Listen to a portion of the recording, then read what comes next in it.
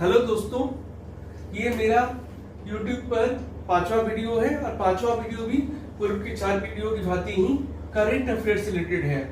तो अगर आपको मेरा वीडियो पसंद आता है तो इसे आप सब्सक्राइब भी करें और इसे अपने दोस्तों या जानने वालों के बीच प्रचारित भी करें।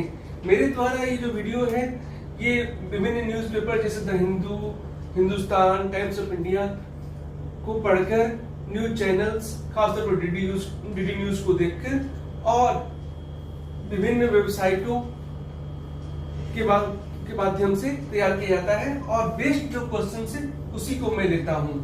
तो आइए आज के पहले क्वेश्चन पर हम लोग आते हैं। आज का पहला क्वेश्चन है, आज से पेरिस में शुरू हो रहे पैरालंपिक खेलों में भारत के ध्वजवाहक कौन है? तो सबसे पहला बात है कि आज से पेरिस में पैरालंपिक खेल शुरू हो रहा है। आज है 28 अगस्त, मतलब 28 अगस्त से शुरू हो रहा है, उद्घाटन समारोह है और 28 अगस्त से शुरू होगा और 8 सितंबर तक चलेगा। 28 अगस्त से 8 सितंबर तक पेरिस में पैरालंपिक खेल खेले जाएंगे। तो आइए इस बारे में जान लेते हैं। आज से पेरिस में शुरू हो रहे पैरालंपिक खेलों में भारत का 34 सदस्यीय दल दमखम दिखाएगा। मतलब टोटल कितने खिलाड़ी भाग ले रहे हैं? तो 84 प्लेयर्स जो हैं वो इंडिया के हैं जो इन खेलों में भाग ले रहे हैं। अब आते हैं आगे। एशियाई पैरालंपिक खेलों के भाला फेंक स्पर्धा में रजत पदक विजेता सुमित एंटिल और शॉटपुट खिलाड़ी भाग्यश्री जाधव उद्घाटन समारोह में भारत के ध्वजवाहक होंगे।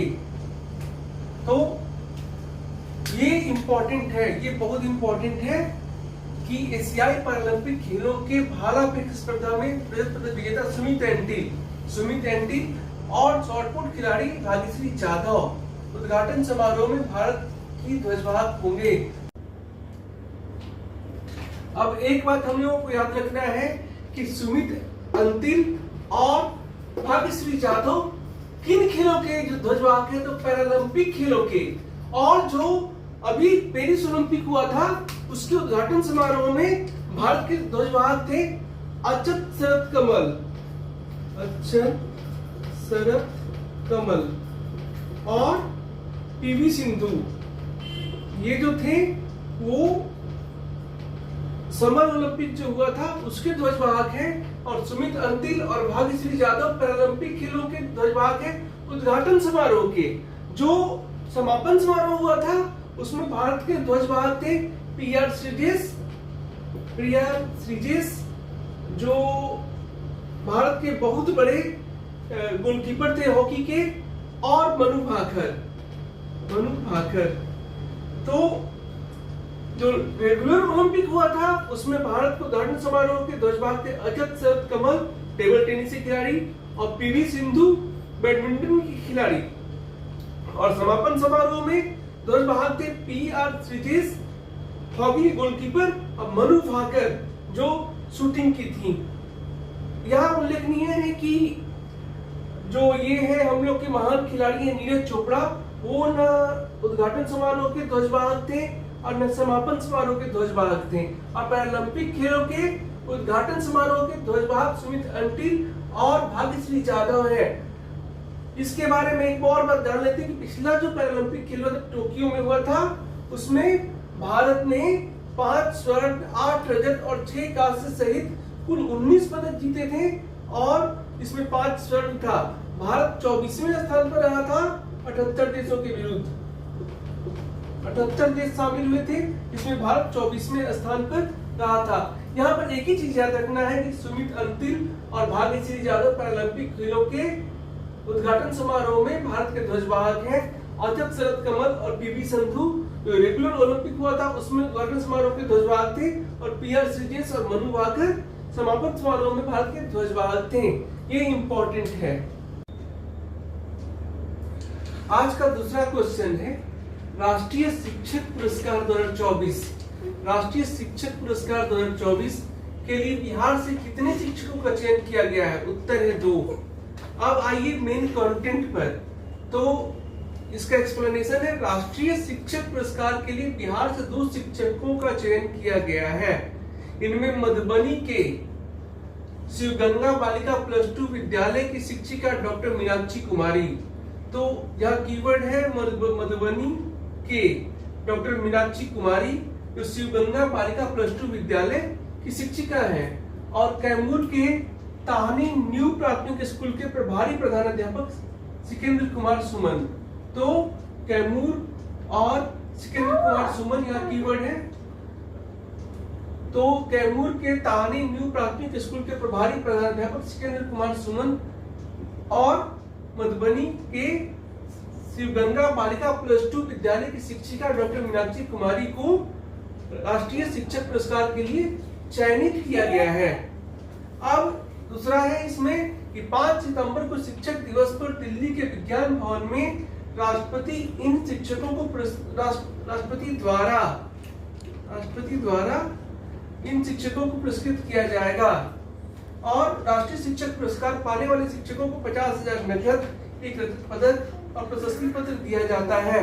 अब 5 सितंबर को शिक्षक दिवस मनाया जाता है क्योंकि ये भारत के पूर्व राष्ट्रपति डॉक्टर सर्वपल्ली राधाकृष्णन, जिन्होंने अपना करियर एक शिक्षक के रूप में शुरू किया था, उनका जन्म दिवस है। अच्छा, एक चीज और जो यहाँ के जनरल नॉलेज के लिए इम्पोर्टेंट है वो है कैमूर। कैमूर जिला जो है, या कैमूर को बिहार का ग्रीन सिटी कहते हैं। तो आज आप लोगों का होमवर्क है, आप लोग अपना रिसर्च कीजिए कि कैमूर को ग्रीन सिटी क्यों कहा जाता है। अब इसके आगे एक बात और जान लेना जरूरी है, जो मेन कंटेंट है इस क्वेश्चन का।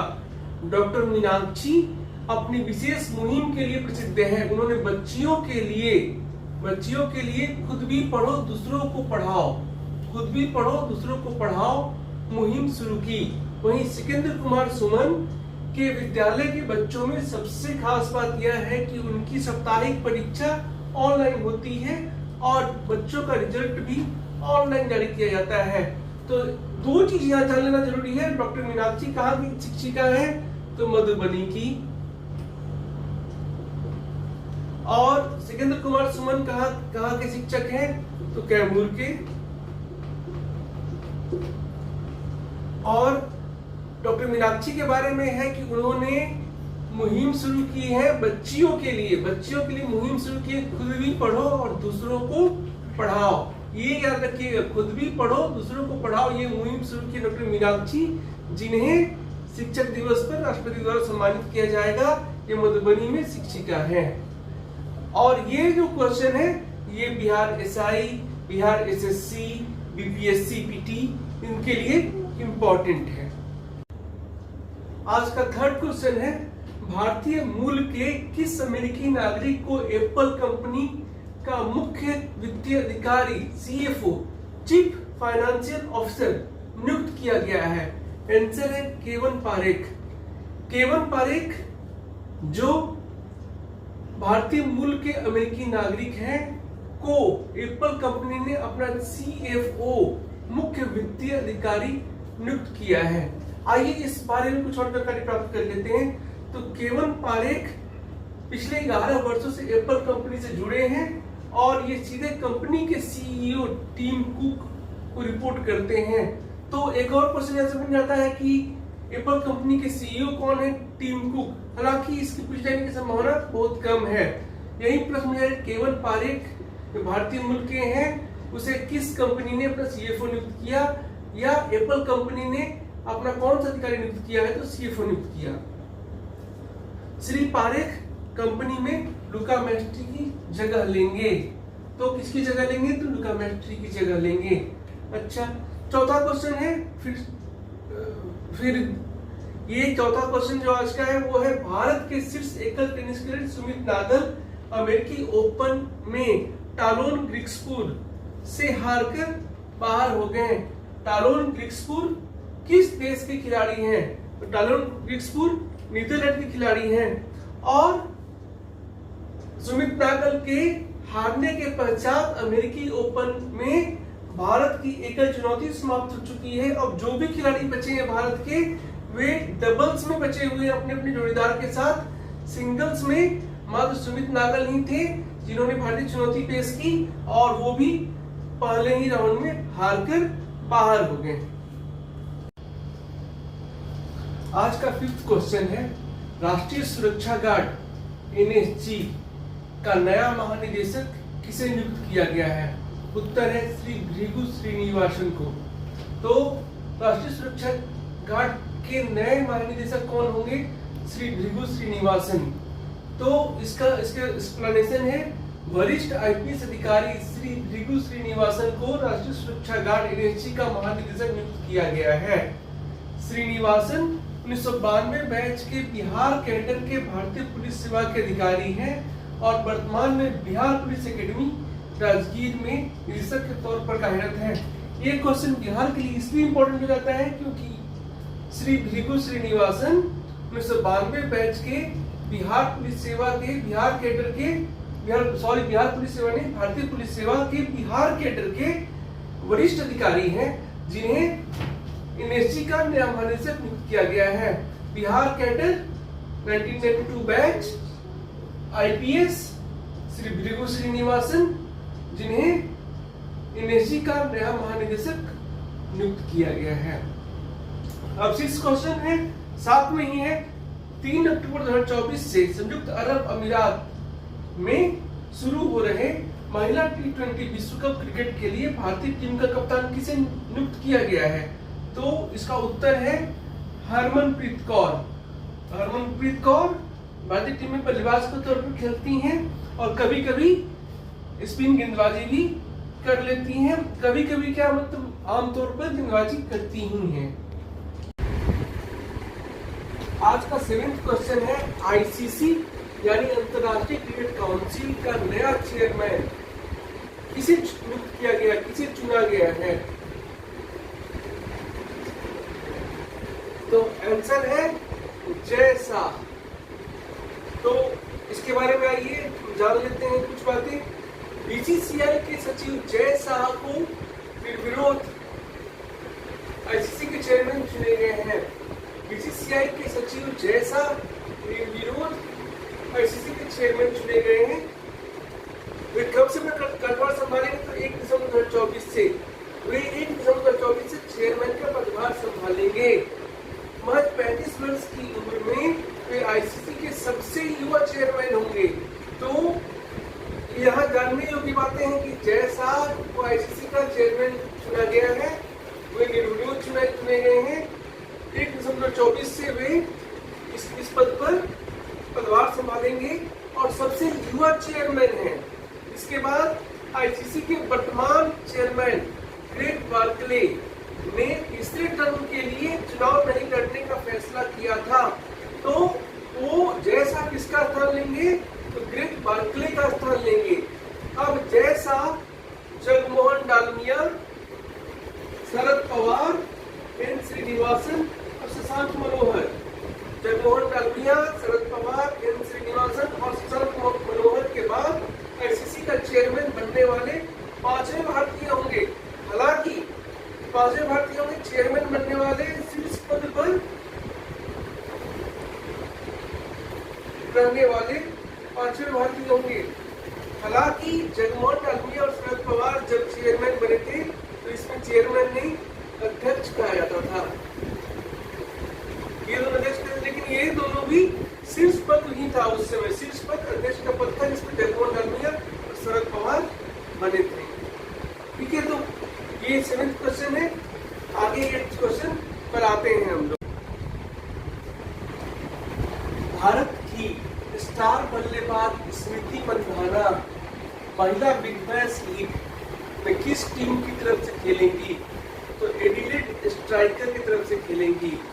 यहाँ ये बात जानने योग्य है कि पहले Smriti Mandhana Brisbane Heats, Sydney Thunder और होबार्ट हरिकेन के लिए भी खेल चुकी हैं।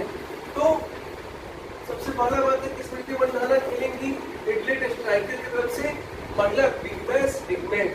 तो बिग बैश लीग क्या है? तो जैसे इंडिया में आईपीएल होता है, महिला का आईपीएल होता है, विमेंस होता है, वैसे ही ऑस्ट्रेलिया में बिग बैश लीग होता है और बिग बैश लीग का महिला वर्जन भी होता है। तो जो पुरुष बिग बैश लीग है उसमें भारतीय पुरुष टीम के किसी खिलाड़ी को खेलने का अनुमति नहीं है बीसीसीआई की तरफ से, लेकिन बिग बैश लीग विमेंस में खेल सकती हैं। बहुत सारी प्लेयर खेली हैं और हरमनप्रीत कौर जो अभी की कैप्टन भी है इंडियन T20 टीम की, वो भी खेली है। तो बिग बैश लीग में एडिलेड स्ट्राइकर की तरफ से खेलेंगी स्मृति मंधाना। एक बात और करने योग्य है कि अभी हमने आईपीएल का जिक्र किया, तो आईपीएल विमेंस इस साल जो हुआ था 2024 में, इसकी विजेता टीम रही है royal Challengers Bangalore. Royal Challengers Bangalore women. इस साल IPL women's team, IPL women's 2024 विजेता टीम रही रॉयल चैलेंजर्स बैंगलोर और स्मृति मंधाना इस टीम की कप्तान थी। तो रॉयल चैलेंजर्स बैंगलोर जिसने जीता था कप, दिल्ली कैपिटल्स को आके उसकी कप्तान स्मृति मंधाना थी। वो बिग बैश लीग में एडिलेड स्ट्राइकर की तरफ से खेलेंगी और इससे पहले वो Brisbane heat, Sydney thunder's, Hobart Hurricane के लिए भी खेल चुकी हैं। इसी के साथ आज का वीडियो खत्म करते हैं। आप लोगों से अनुरोध है कि मेरे चैनल को सब्सक्राइब कर लें ताकि मैं इसी तरह और मेहनत कर पाऊँ और ज़्यादा क्वेश्चन बढ़ा पाऊँ और आप लोगों को बढ़िया से बढ़िया कंटेंट दे सकूँ जो कि आपको कॉम्पिटिटिव एग्जाम्स में मदद कर सके। Thank you.